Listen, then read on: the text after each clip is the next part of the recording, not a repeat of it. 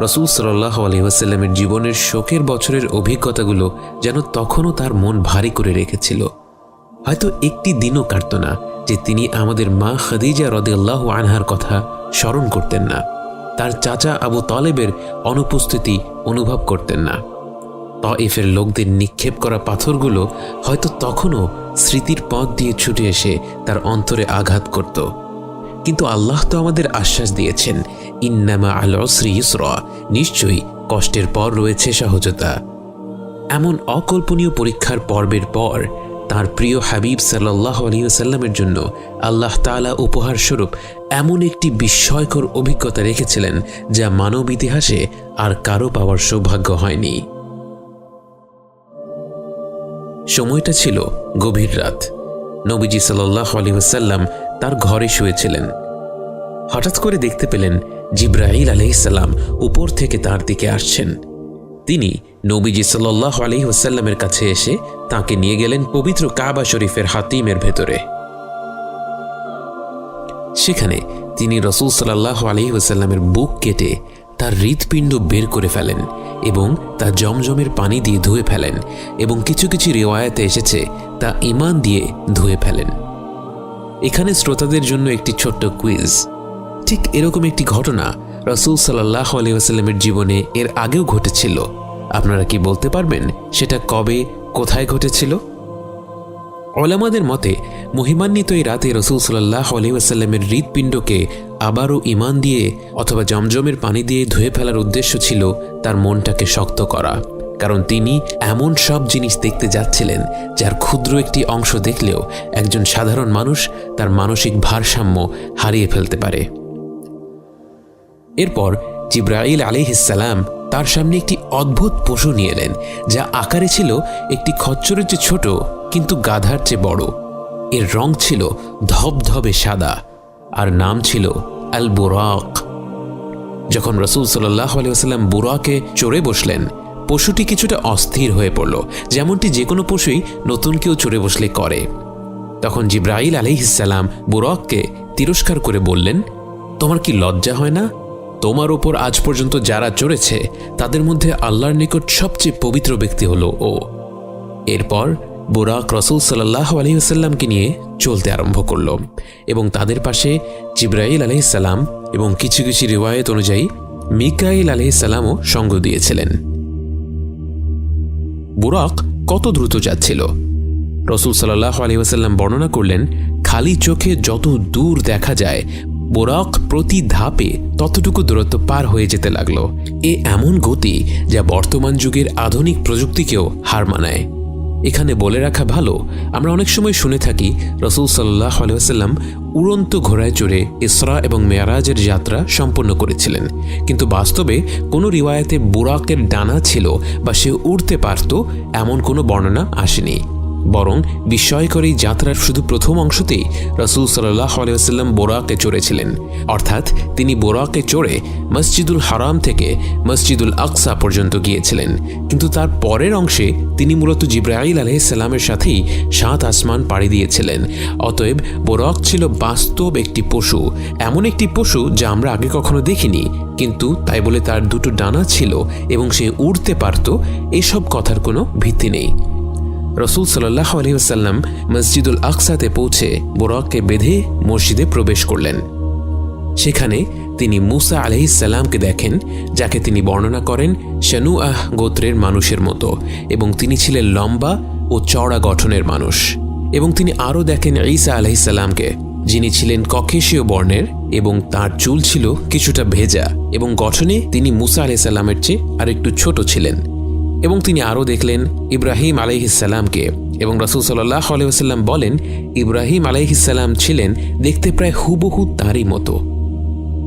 এবং সেখানে সৃষ্টির শুরু থেকে শেষ পর্যন্ত যত নবী রাসূল প্রেরিত হয়েছিল সবাই একত্র হলেন এবং নামাজে দাঁড়িয়ে গেলেন, এবং তাদের ইমাম হলেন সর্বকালের সর্বশ্রেষ্ঠ মানুষ মুহাম্মদ সাল্লাল্লাহু আলাইহি ওয়াসাল্লাম।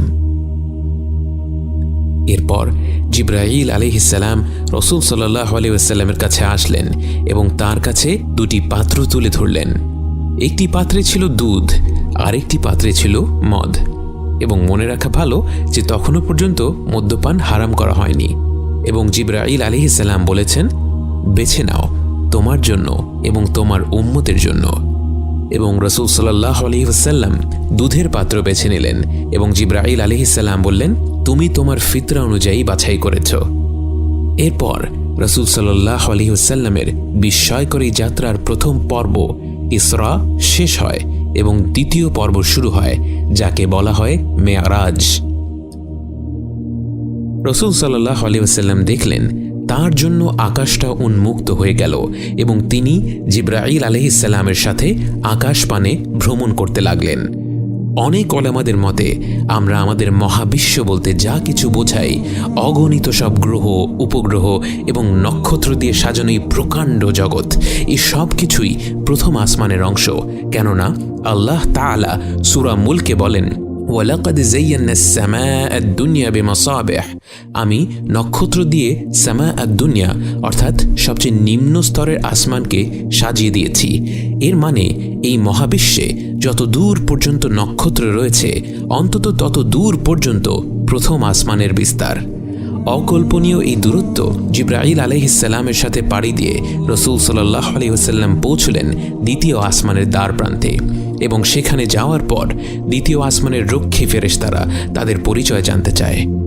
জিবরিল আলাইহিস সালাম বললেন, আমি জিবরিল। তখন তারা বলে, তোমার সাথে কি কেউ আছে? তিনি বললেন, হ্যাঁ, আমার সাথে আছে মুহাম্মদ সাল্লাল্লাহু আলাইহি ওয়াসাল্লাম। উত্তরে প্রশ্ন আসে, তাকে কি ডেকে পাঠানো হয়েছে? এবং জিবরিল আলাইহিস সালাম বললেন, হ্যাঁ। এরপর দ্বিতীয় আসমানের দরজা খুলে যায় এবং এই দরজা কেমন, কিভাবে খুলে, কতটা প্রকাণ্ড তা আমাদের কল্পনার বাইরে। আমরা শুধু এতটুকু জানি যে আল্লাহর অনুমতি ছাড়া আমরা কখনো প্রথম আসমান থেকে দ্বিতীয় আসমানে যেতে পারবো না। নতুন এই জগতে প্রবেশ করার সাথে সাথে রাসূল সাল্লাল্লাহু আলাইহি ওয়াসাল্লাম দেখলেন তার জন্য একজন লম্বা মতো ব্যক্তি অপেক্ষা করছেন। জিবরিল আলাইহিস সালাম বললেন, ইনি তোমার বাবা আদম, উনাকে সালাম দাও। নবীজি সাল্লাল্লাহু আলাইহি ওয়াসাল্লাম আদম আলাইহিস সালামকে সালাম দিলেন এবং তিনি সালামের উত্তর দিয়ে বললেন, মারহাবান বিল ইবনিস সালেহ ওয়া নবিয়্যিস সালেহ, স্বাগতম হে পবিত্র সন্তান, হে পবিত্র নবী। এরপর নবীজি সাল্লাল্লাহু আলাইহি ওয়াসাল্লাম জিবরিল আলাইহিস সালামের সাথে 7টি আসমান একে একে পাড়ি দিলেন এবং প্রত্যেকটি আসমানের দ্বারপ্রান্তে ফেরেশতারা তাদের পরিচয় জানতে চায় এবং পরিচয় জানার পর তাদের জন্য সেই আসমানের দরজা খুলে তাদের স্বাগত জানায়। এবং প্রত্যেকটি আসমানেই আল্লাহ রাসূল সাল্লাল্লাহু আলাইহি ওয়াসাল্লামকে সম্ভাষণ জানানোর জন্য একজন নবী বা রাসূল পাঠিয়েছিলেন এবং রাসূল সাল্লাল্লাহু আলাইহি ওয়াসাল্লামের সাথে একে একে দেখা করেন ইয়াহইয়া এবং ঈসা আলাইহিস সালাম, ইউসুফ আলাইহিস সালাম, যাকে দেখে রাসূল সাল্লাল্লাহু আলাইহি ওয়াসাল্লাম বলেছিলেন তাকে যেন সৌন্দর্যের এক অর্ধেক দিয়ে দেওয়া হয়েছিল, ইদ্রিস আলাইহিস সালাম, হারুন আলাইহিস সালাম, মূসা আলাইহিস সালাম, এবং অবশেষে সপ্তম আসমানে পৌঁছে তার দেখা হলো ইব্রাহিম আলাইহিস সালামের সাথে, যিনি বাইতুল মামুরের সাথে হেলান দিয়ে বসেছিলেন। এবং ইব্রাহিম আলাইহিস সালামও আদম আলাইহিস সালামের মতো রাসূল সাল্লাল্লাহু আলাইহি ওয়াসাল্লামকে বললেন, মারহাবান বিল ইবনিস সালেহ ওয়া নবিয়্যিস সালেহ। এই পর্বের ঘটনাগুলো থেকে কয়েকটি পয়েন্ট লক্ষণীয়।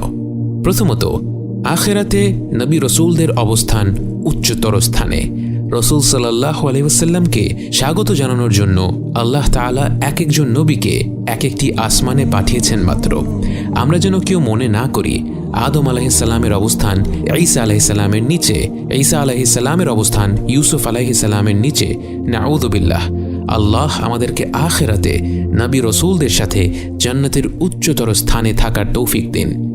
দ্বিতীয়ত, রাসূল সাল্লাল্লাহু আলাইহি ওয়াসাল্লাম তাঁর জীবনের সবচেয়ে কষ্টকর অধ্যায় পার করার পর এই যাত্রায় এমন সব নবীদের সাক্ষাৎ পেলেন যাদের সাথে সাক্ষাতের মাধ্যমেই যেন আল্লাহ তার হাবিব সাল্লাল্লাহু আলাইহি ওয়াসাল্লামকে কিছু ব্যাপারে শিক্ষা দিচ্ছিলেন।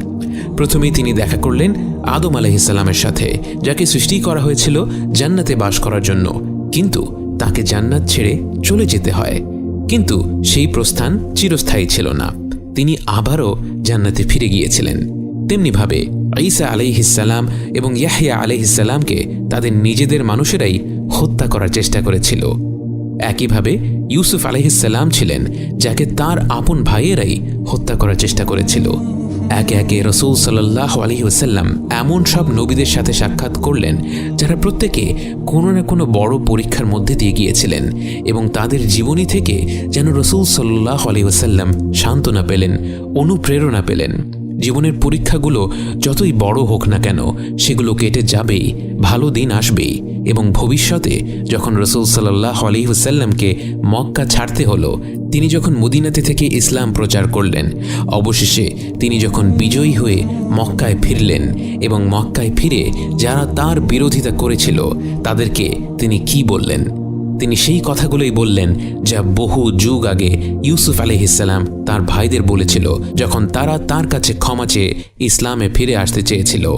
আজকে তোমাদের উপর কোনো পাপ নেই, আল্লাহ তোমাদের ক্ষমা করে দিবেন। নবীজি সাল্লাল্লাহু আলাইহি ওয়াসাল্লামের বিস্ময়কর এই যাত্রার বাকি অংশে তার আরও এমন আশ্চর্য সব অভিজ্ঞতা হলো যা ভাষায় প্রকাশ করা কষ্টকর। সেই ঘটনাগুলো আগামী পর্বে বর্ণনা করা হবে ইনশাআল্লাহ।